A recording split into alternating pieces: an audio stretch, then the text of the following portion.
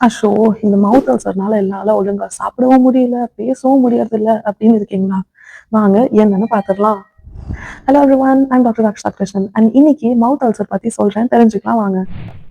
Okay, so ஒரு மவுத் ulcer ஏன் வருது அப்படின்னு பார்த்தா, it could either be due to stress, accidental cheek bite, prolonged spicy food consumption, இல்லை அப்படி இல்லைன்னா vitamin deficiencies like B12, B9, iron, or like உங்களுக்கு ஏதாச்சும் ட்ரிப்டு டூத் இல்லைன்னா broken crowns or sharp fracture tooth, sharp edges of dentures, ப்ராஸ்தசிஸ்னு இந்த மாதிரி ஏதாச்சும் இருந்தால் அப்போ கூட இப்படி ஆகலாம்.